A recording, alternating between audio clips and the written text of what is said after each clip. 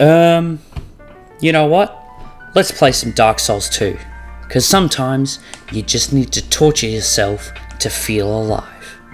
Can I beat Dark Souls 2 by only dealing damage with my fists? Well, you could certainly beat DS2 with only fists because, you know, can do damage, can win. However, I'm not sure whether or not I can pull it off and what challenges there'll be along the way. So without further ado, the rules of the challenge. Can only do direct damage with my bare fists, no glitches or skips. And I think that's it. If you happen to enjoy the video, be sure to like and subscribe to the channel, it would really help me out. Now, without further ado, here is the Dark Souls 2 Fists Only Challenge. The run starts as all DS2 runs do, not a character creation, but in the things betwixt. I run towards the old firekeepers and name myself Fistonia. My class is that of the Knight, and I take the bonfire aesthetic as my starting gift.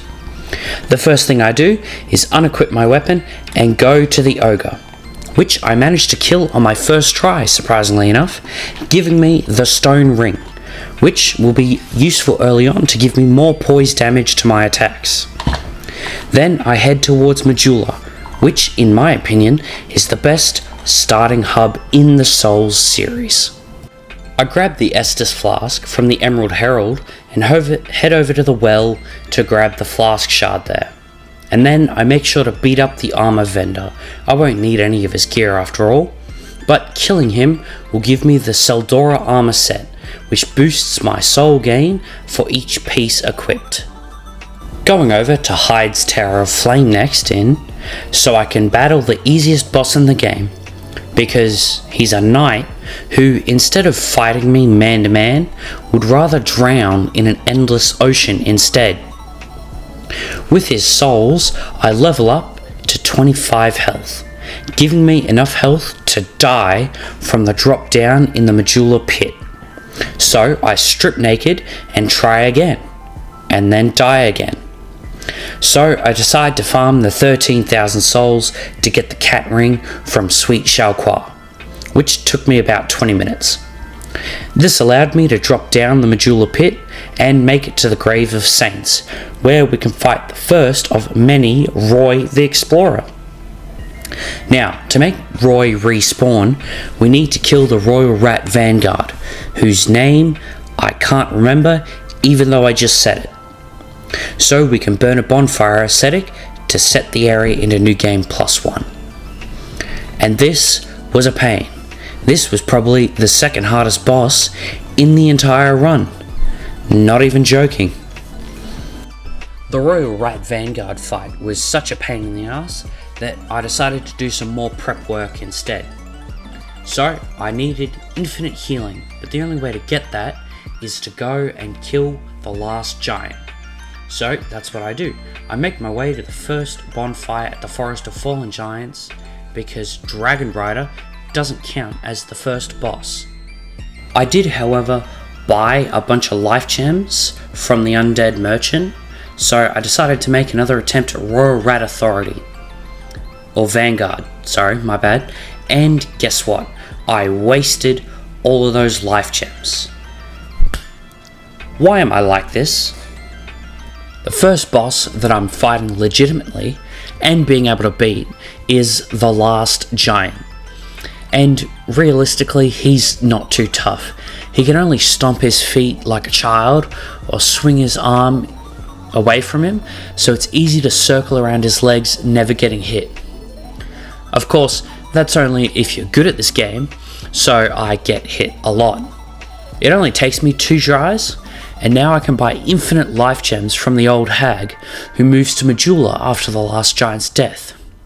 With 42 life gems purchased, she also gives me the covetous Silver Serpent Ring +1 for even more souls. I'm also able to buff up my healing a little bit with an extra Estus Shard and Sublime Bone Dust in the area just past the Dragon Rider's arena. This wasn't enough, and after trying for a bit, I gave up and tried to kill the pursuer. This failed as well. I went back to the Grave of Saints to kill the Rat Vanguard. Of course, I had to stop a couple times to farm more life gems. Yeah, it sucked, but I finally managed to kill the stupid rat, and I win the grand prize of having to grind even more. To get the grind started, you burn a bonfire ascetic at the Grave of Saints' first bonfire. Then you head over to the Covenant of Champions and join. Now, the loop is simple. Starting from the bonfire just before the Royal Rat Vanguard boss fight, head down the hallway to the ladder, drop down, and then go back up, and Roy the Explorer will invade. You kill him, and then reset. This awards the player with an ore stone. We need 50 of these suckers to get the last important part of the build. Everything after that will be gravy. After a through run fuse, I decide to change the grinding method a bit. I switched to using the rejection miracle, which is a much easier way of pushing Roy off the ledge than trying to use my fists. Once we hand the ore stones at the Covenant of Champions, we get a ring that completely breaks this challenge. But I don't need to tell you about it, let me just show you. Against the Ruined Sentinels, yeah, I know, don't shout at me that I missed the Pursuer. I'm not quite sure where the Pursuer boss fight footage is, but it doesn't really matter. Anyway, my damage went from a paltry 80 to a massive 600. That's the power of this ring. And while that is accounting for the Ring of Blades, it doesn't really matter. The increase in damage that this ring gives is so huge that there's no other damage boost in the game, and it's still the most broken weapon. I keep pumping levels into strength, and by this point I've killed 4 bosses and am already level 95. This is why I love Dark Souls 2. In Hyde's Tower of Flame, the next boss awaits, the Old Dragon Slayer. And as always, this boss without the side of Smo is easy. In this case, he goes down in less than 30 seconds, which is a shame because I quite like the Ornstein boss fight. Pirate Town, or No Man's Wharf, is one of my least favourite areas in this entire game. So let's just talk about the boss of the area. The Flexile Sentry. A cool and interesting boss design, kind of underwhelming boss. I mean, reptilian Siamese twins who have different movesets is pretty dope, and I can't talk more about them because the fight is over. Oh, and if you really want to see me clear a Pursuer, here's the one from the Things Betwixt. I have no idea why I decided to clear out this area, but, past me must have been having a rough go at it. Following the trend of doing completely random things, I head to the Belfry Luna to take on the Gargoyles boss fight. And I mean, it's not hard, which is the trend for like 90% of the bosses in this game. They're weak to bludgeoning damage, which is the usual, and the Goyles go down in 3 hits each, so they don't even have a chance to swarm me. And now, the long-awaited first Lord Soul boss, the Lost Sinner, with some of the most broken hitboxes in the series and a low health pool, and is probably weak to blunt damage. Does she stand a chance? No. No, the answer is no. A massive, resounding no. And we segue, Black Gulch, baby! And the Rotten are not tough at all. We take several chunks of health off with every swing, and with a standard amount of invincibility frames with 35 adaptability, his attacks are fair to dodge. That's the second Lord Soul down for the count though. 2 more to go. The Huntsman's Cops is the next area up, and at my current level, it's a simple run through, though it's still one of the most annoying areas in this game. Specifically, the run towards the Executioner Chariot's boss fight is really annoying. The Red Phantom outside the door and the enemies just before the bridge are the most frustrating to deal with, though I was pleasantly surprised with this build. It was capable of dealing with them quite easily. The Chariot boss fight, while cool in design, unfortunately isn't very mechanically challenging, and having your fists as a weapon doesn't really change that. You simply run around, kill the necromancers, tanking or rolling through the chariot's attacks. And then after the real fight begins, when I drop the gate, it's like super easy. With the insane damage output of the fists and the scaling at this point, as well as all the souls we farmed by killing Roy, there hasn't been a single boss that can stand up to Fistonia. Going back to the Huntsman's Cops for the second boss fight, it's the Skeleton Lords. A really easy fight. Because this build excels at fighting smaller enemies because it's able to one-shot pretty much everything that's a basic enemy at this point, we can easily kill the main lords with a Bright Bug heavy attack and then just kill multiple skeletons in one attack. With the lords of skeletons killed, we head into Harvest Valley and then also level up back at Majula, where we get 50 strength hitting the soft cap for scaling and just start pumping points into vigor. Now, unlike a normal build, there isn't really anything in Harvest Valley for me to collect. I just spring through the area until I get to the Covetous Demon boss fight, and I really do have to say things about this fight. Oh wait, it's over. Moving on. Now, in Earthen Peak proper, I burn a windmill that's made of metal, 'cause why not?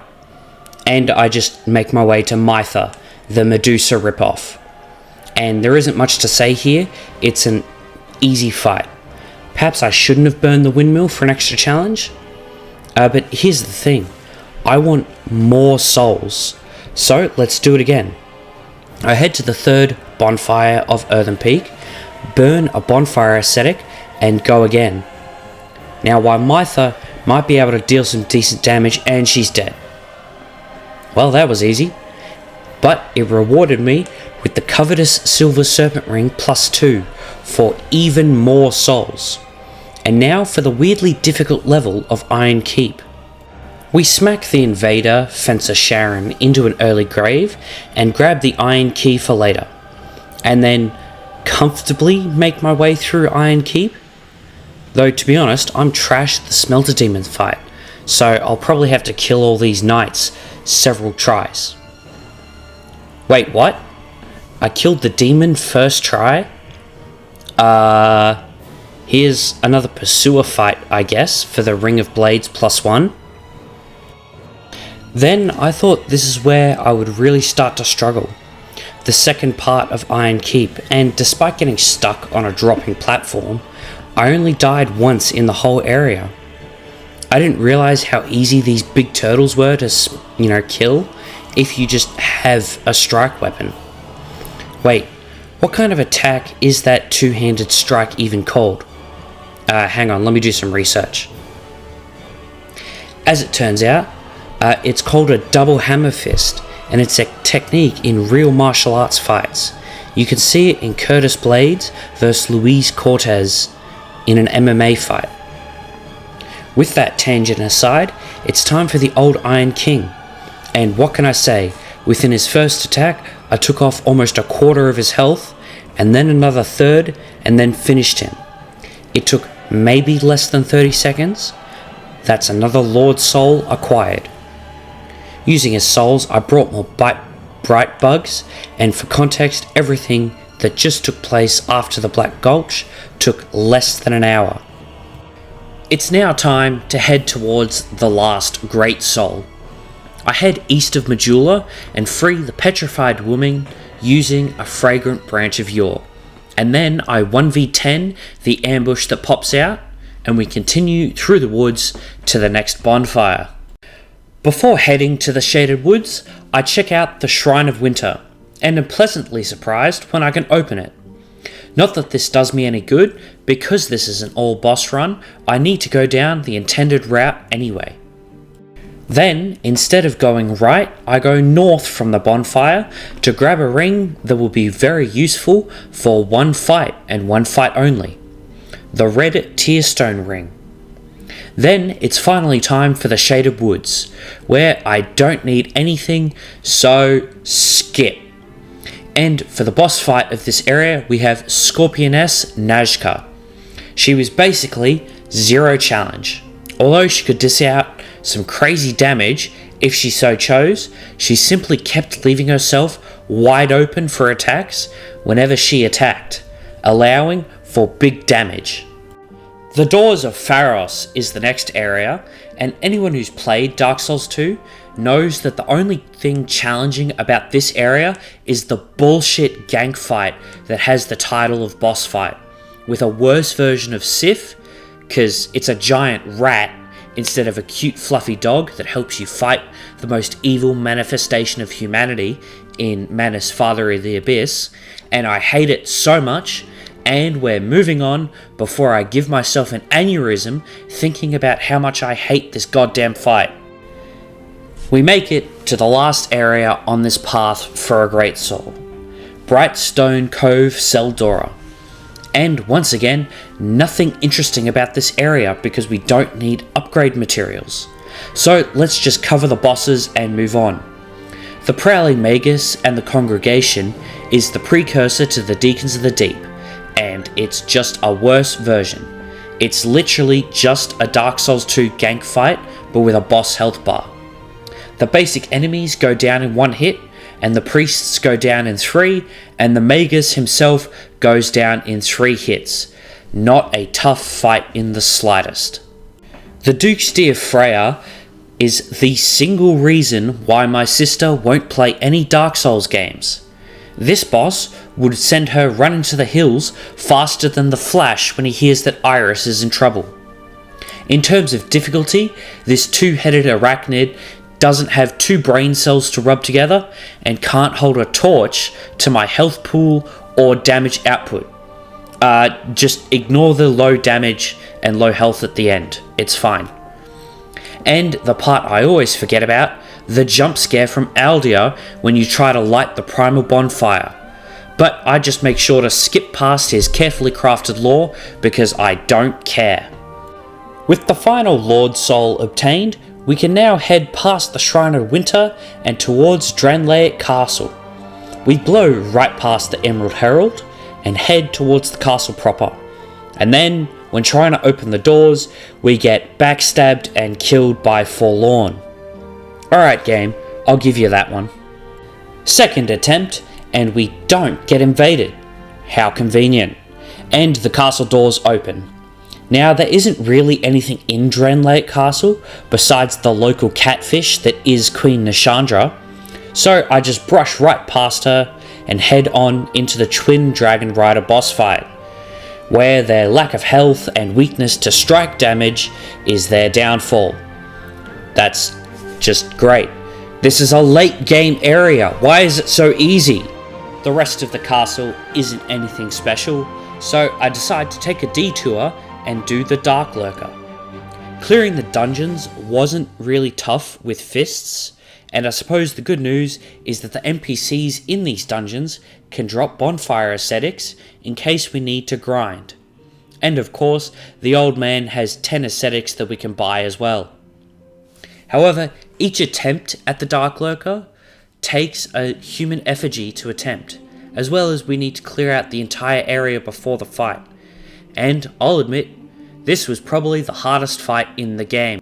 The problem is twofold. My defense is not great because I'm wearing the Seldora armor set, and my damage is not great either. This boss actually has resistance to physical damage. There's literally no way for me to get any elemental damage, so I actually need to come back and do this boss later after doing some grinding. Because I need to do some grinding, that means pushing through the story. So I head to the Looking Glass Knight. This will provide some easy souls to restock on life gems, and of course, keep that sweet story progression going. My damage is back to an acceptable level for this fight, and so long as I dodge to his sword side, I can kill him easy enough. He didn't even get the chance to summon his buddy, so that feels pretty good. And now we of course have the worst area in the game, the Shrine of Ammana. And I of course picked up my favourite armour set, the forearm set in the castle, just in case anyone was wondering. The first area of Ammana is easy enough to run through. There isn't a lot of spellcasters and the damage isn't that high. The second area though is the absolute worst. It takes about 20 minutes to run through the area, and then when you get to the next bonfire, the way forward is blocked by impassable enemies that destroy your gear. Whose idea was this? Like seriously, it's so annoying and unfun. This single area is the sole reason why I don't play Dark Souls 2 casually. I start playing, get to the Forest of Fallen Giants, and then realize in 3 hours I have to go through the Shrine of Ammana. The boss at the end of the area isn't even good enough to justify a difficult area.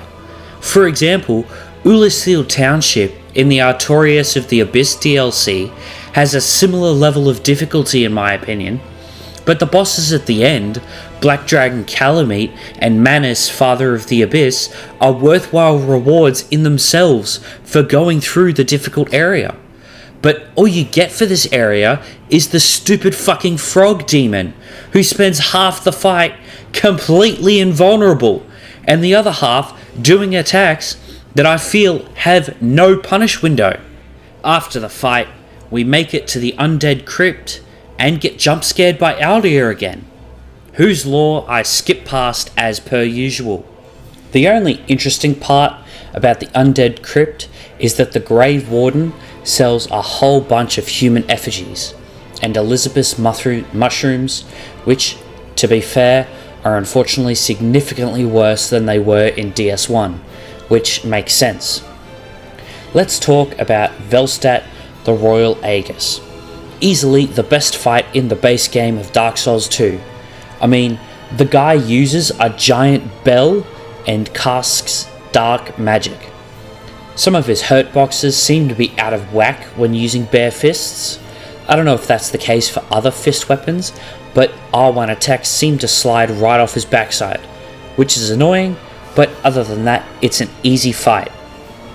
And with the King's Ring obtained, we head to Aldia's Keep, where we unpetrified the 2 hollows at the top of the stairs, and these enemies drop a combined 2 bonfire ascetics, 2 Elizabeth mushrooms, and 2 wilted dusk herbs. The latter aren't useful to us in this run, but the former 2 are very useful, infinite farming and a strong health regeneration. In Aldia's Keep, there is nothing but jump scares and a false dragon. So let's just talk about the boss fight. And I mean, it's fine, I guess. At the end of the day, the Guardian Dragon is just a roadblock that doesn't really block the road.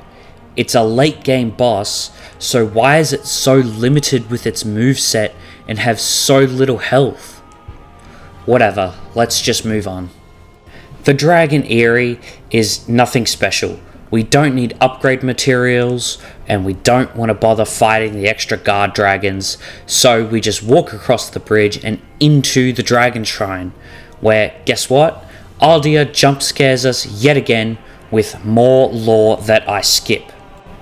Now, the series of Dragon Knight fights aren't difficult at all. With a proper weapon, I can easily complete it by just circle strafing and using strike damage, because everything in this game except for Dark Lurker is weak to strike damage. And, of course, the Ancient Dragon fight is lame. It has, the health pool of a proper Ancient Dragon, but its moveset is once again just too limited. We just spend 5 minutes standing in between its toes where there's no hitboxes that can hurt us. How disappointing. With the Ashen Mistheart obtained from the fake dragon, we enter some trees that turns out are giants. We have to do this 3 times for 3 different souls of giants, and that means 3 sections we need to run through. Each is a quick run through though, no more than 2 minutes each. After the second memory comes the Giant Lord boss fight, and this guy was super easy, barely an inconvenience. All you have to do is run through his legs when he stomps or swings his sword. Not too difficult. And within this memory, there's also a bonfire aesthetic, so we can farm this guy infinitely. Not a really difficult fight at all. And if you want to see me do it again, this is where I do my farming for Dark Lurker and the DLCs. Usually it's easiest to do this with a miracle of some kind or pyromancy, but my fists work fine. 1, 2, 3, and this allows me to reach level 172 with the stats you see on screen. With all the farming done for the rest of the run, I can switch my armor to the firearm set, and I start making attempts at Dark Lurker. The damage that I deal is about 50% better, but the guy still does so much damage, and in phase 2 his attacks combo in such a way that you don't get invincibility frames when he hits you with his attacks, so you can lose your entire health bar in one sequence. This took about an hour of attempts that I'm not going to show here because they were really annoying, and life gems I feel are critical to this fight though. Being able to move slightly and dodge projectile attacks from this boss while healing means that I don't have to expose myself using the Estus Flask, despite the fact that the Estus Flask heals much more and much more quickly than a life gem.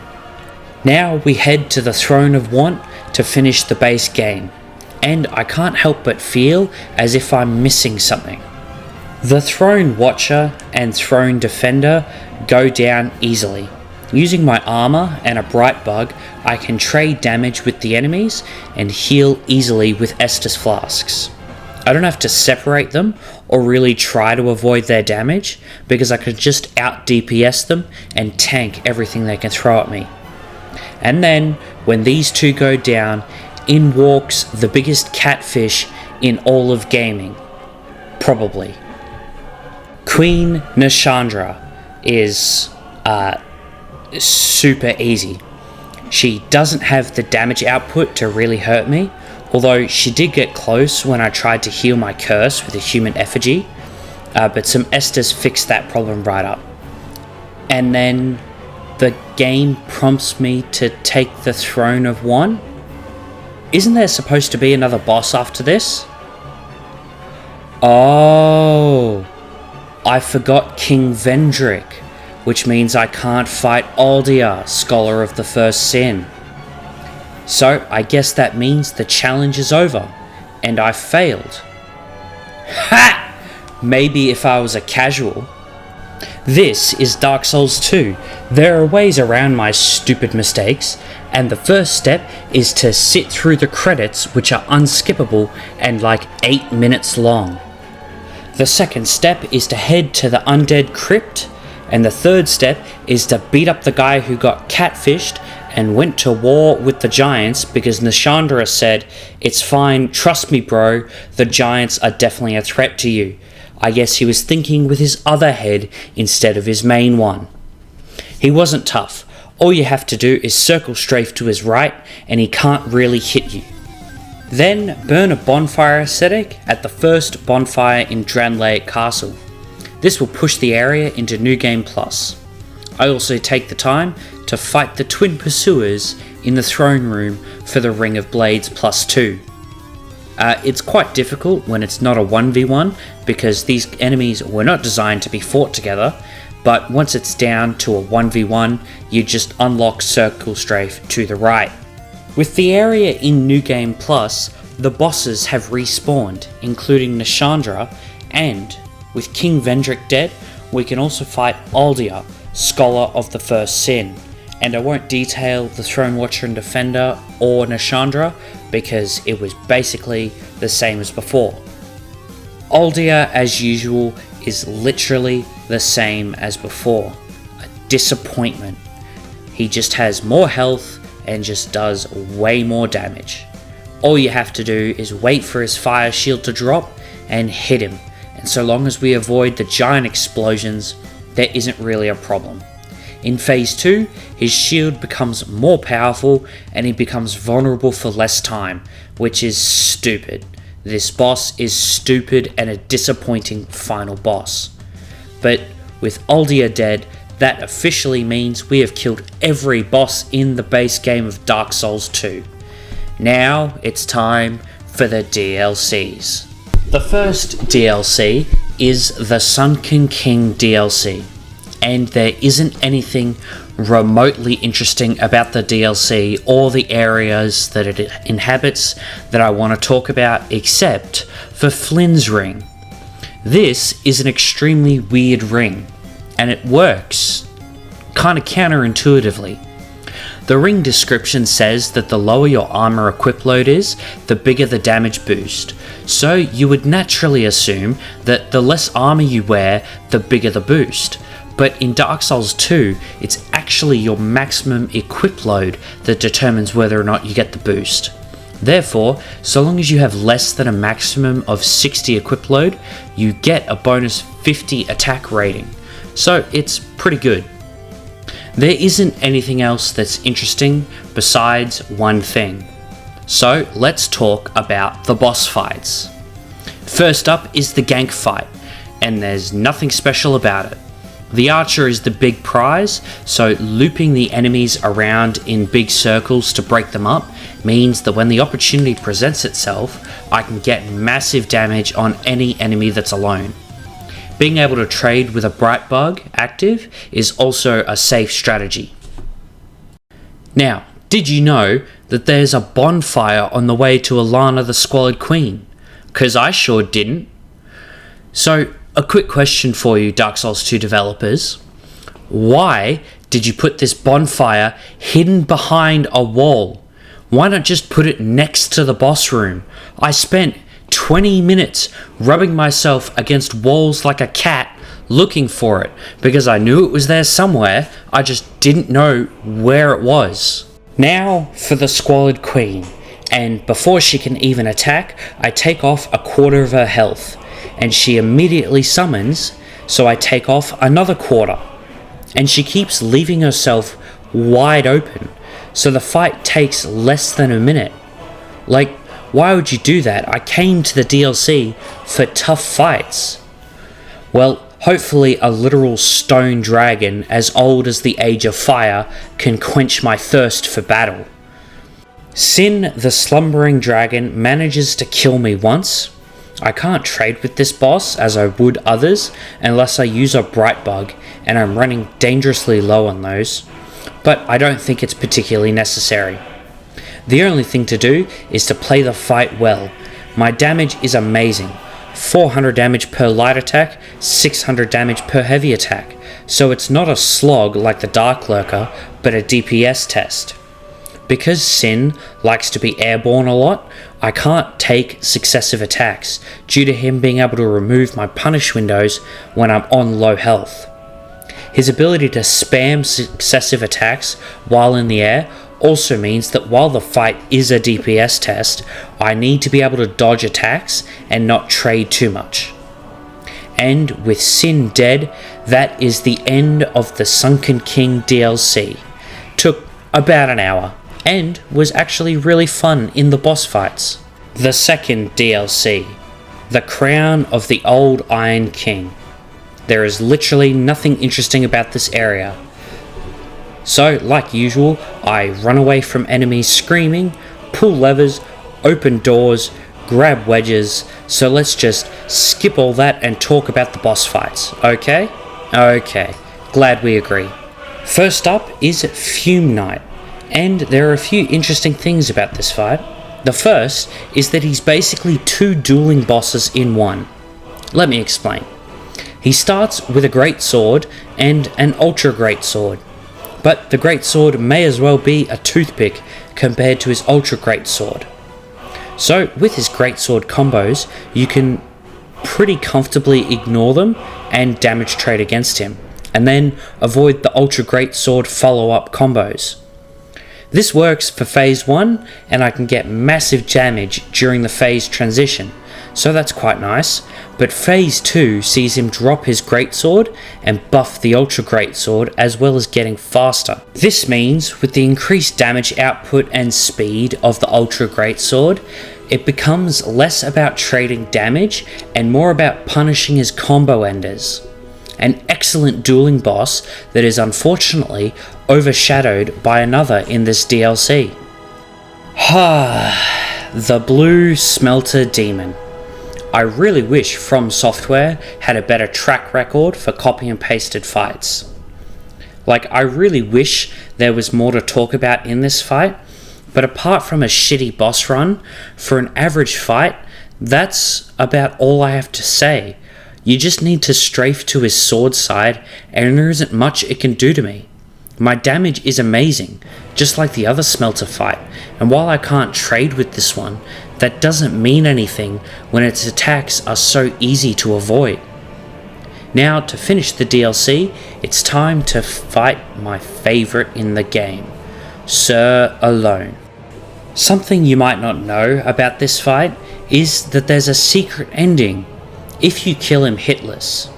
So that's what I'm going to try to do.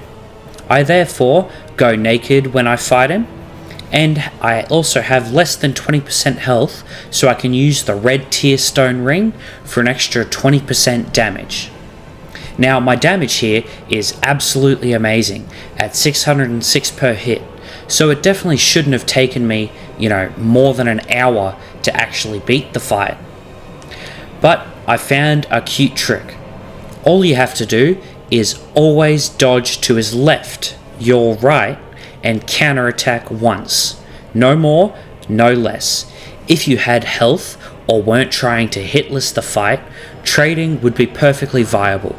But because I am, it isn't a proper strategy.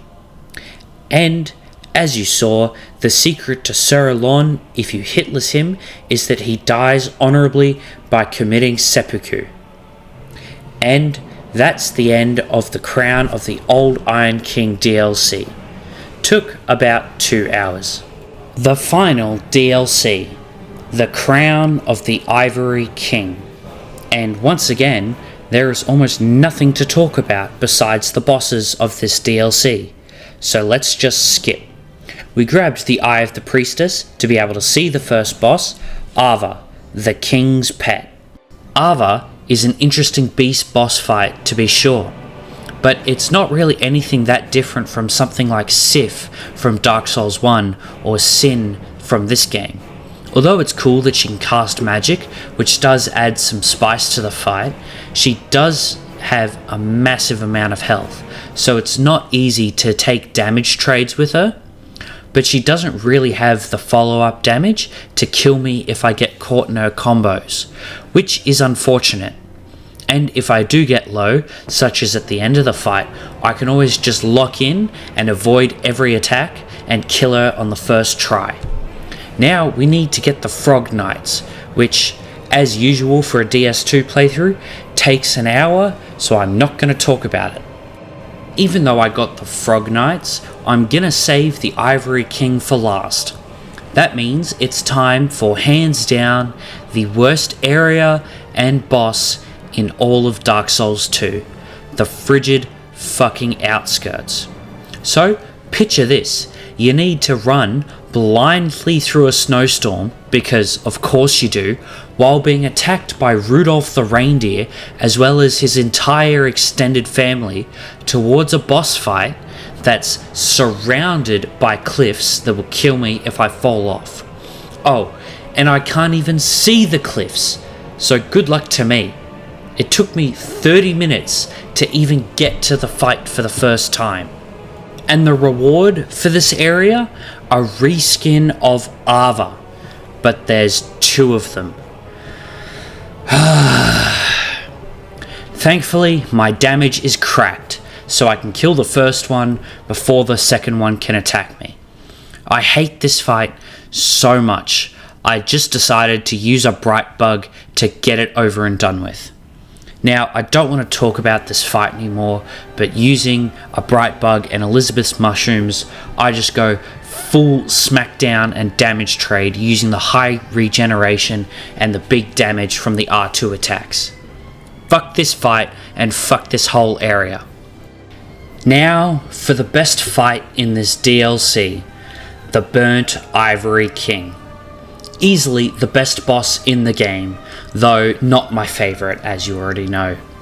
The first fight is great, starting with a team of knights that I collected from around the map as they slowly seal off the entrances to the old chaos before a massive archway appears and the true boss emerges. I did the starting section so well, I had 2 frog knights left over, which was interesting. I don't think that's ever actually happened before. Now, the Burnt Ivory King can be tough if you don't know one simple trick. He's left-handed, so you dodge to the right rather than his left, and you can avoid most of his damage even when his sword turns into a lightsaber, which is frickin' awesome. But when I get that final strike and the king's HP has dropped to 0, I realize that you can beat Dark Souls 2 Scholar of the First Sin with only your fists. That was an amazing run. Besides the starting section and Dark Lurker, there wasn't really anything that was too tough. I would definitely recommend this for a challenge run. If you happen to make it this far, you probably enjoyed the video, so why not like and subscribe? It's free after all, and I'll see you in the next video.